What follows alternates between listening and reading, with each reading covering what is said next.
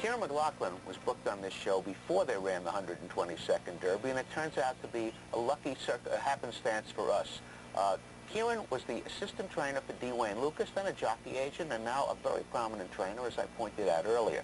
But he has a story to tell on William T. Young. We're going to skip D. Wayne Lucas, we're going to skip Jerry Bailey, because everybody knows the high regard we hold for them. But William T. Young, the man in the winner's circle yesterday, Kiaran, tell that story. Mr. Young's probably the one person in the world that deserves to win the Kentucky Derby more than anyone. And I was an assistant for Wayne at the time, and I had a very dear friend that was diagnosed with liver cancer. They gave him 3 months to live, but there was a doctor at Johns Hopkins that might have been able to extend that, but he had a 6-month waiting list.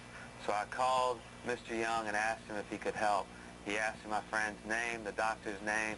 3 days later, he called me back. He said, I have an appointment for your friend to see this doctor Wednesday morning, and my jet will be at Bluegrass Field to take him and his family to Johns Hopkins. And so the doctor saw him and extended his life for 2.5 years, and he was able to see his oldest daughter get married. That's the kind of story we like. That's what racing is all about. William T. Young, who's a former director of Churchill Downs, he was in the winner's circle. He's 78 years old, and as Kiaran says, the kind of guy we like to see win the Derby. And now, let's go to the starting gate and watch him win that Derby. Okay, let him go. There he goes from the outside. I thought myself, we've already complimented Jerry and Wayne. I thought Mike Smith on the outside there did some job. He did. It's very difficult to have a speed horse break from the 20 post and be able to get into the first turn as smoothly as he did. Unfortunately, they were going a little bit quicker maybe than Mike would have liked, but it was a smooth race, and it was unfortunate for him because he ran very well to be beaten today. He drops into position very well into the first turn. He could have had post 6 or 8 for what he did with that horse. Right. And he's got his horse under control. I understand the horse did act up in the post parade a little bit. Yeah, he seemed to be a little hot behind the gate. He was pretty warm, but it didn't look like he was giving Mike any trouble at this point, and he had a very smooth race, and at the half-mile pole, I think everyone watching thought he was going to win.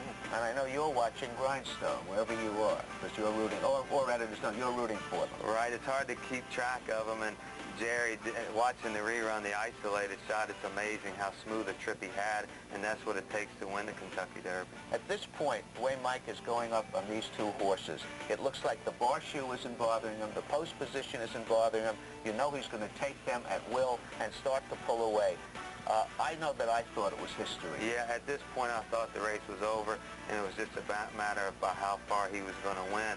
But then he seemed to take the turn a little bit wide, which might indicate he was stinging a little bit or he was getting a little bit tired, but he ran on courageously to be 4th. Jerry says that he could see from behind that the horse was starting to tire as he drifted and wiggled a little bit. Right, Jerry just had an ideal trip, and he rode hard, and it was an outstanding finish, the closest I can remember watching. I don't think we've had a stretch duel like this in the Derby in 25 years. I mean, this is really a beauty. In fact, Wayne even said, I went down the winner's circle, but I wasn't that sure I won. Right, and it was a very close finish. And here they come now, and you couldn't have better riders, and Jerry's got the horse in gear. They've reached the line. I thought he had it, but I would have waited too if I were. Right, it was too close to call. But it's a very exciting thing to see a man 78 years old who incidentally came to Dubai. Right, I was standing there the night before the Dubai World Cup, and there was a party there, and I saw Mr. Young, and I looked twice, and I walked over, and I said, Mr. Young, I understand we have a big race here tomorrow, but do you own a horse or a piece of horse I don't know about? He said, Kiaran, I'm getting old, and I don't want to miss anything. Well, he didn't miss anything Right. yesterday, on Saturday, as a matter of fact. Now let's get back. We're going to leave the Kentucky Derby, and we're going to go to you. You were here, you worked for D. Wayne, you were then Chris Antley's agent for a while, and then you took the job in Dubai. Right, in November '93, I went to Dubai for 5 months, came back, and without any horses the first season, and last year I came back with 12 horses, and we did okay, but we hopefully are going to do better this year. And speaking of how much better he's going to do, I want you to see a horse that he started the other day, Carawan. Now, keep an eye on this Carawan. It means small bird, for those who wonder. That's basically what it means? Right. Okay, here's the race. You got the outside post. You got off a step slow, right?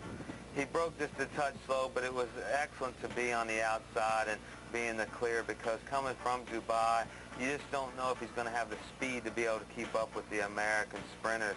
and he broke well enough to move right into second and just sat there. And I thought Richie McLaughlin did a great job getting him to relax, and when he asked him, he responded better than I thought. And you're not running behind a bad horse. You're running behind a very good horse. Right, and nice friend of mine, Todd Fletcher, first time he ran the horse, and he ran very well, and I think it's a race probably to follow. And it's odd that it's Todd Fletcher and you, because it's both Lucas. Right, the parenthesis boys. It was nice to see us both. Two guys who were asterisks here all winter when D. Wayne wasn't around and did extremely well. But watch how nicely this horse moved. If this were the Breeders' Cup, you'd have a pretty good shot. Right, if time meant anything, it would win the Breeders' Cup, yes. 8-1. But he did run very well, and he didn't switch leads, unfortunately, but hopefully he will in the future.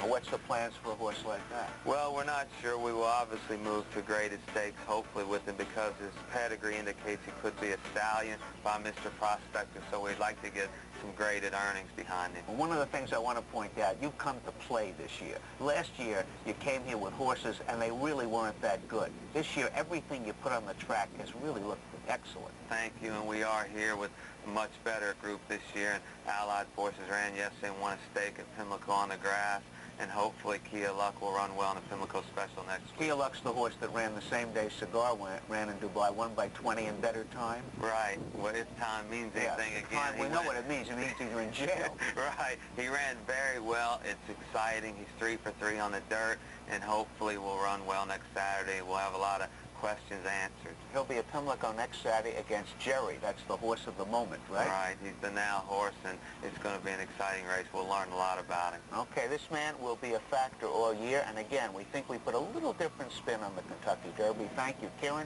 Right back.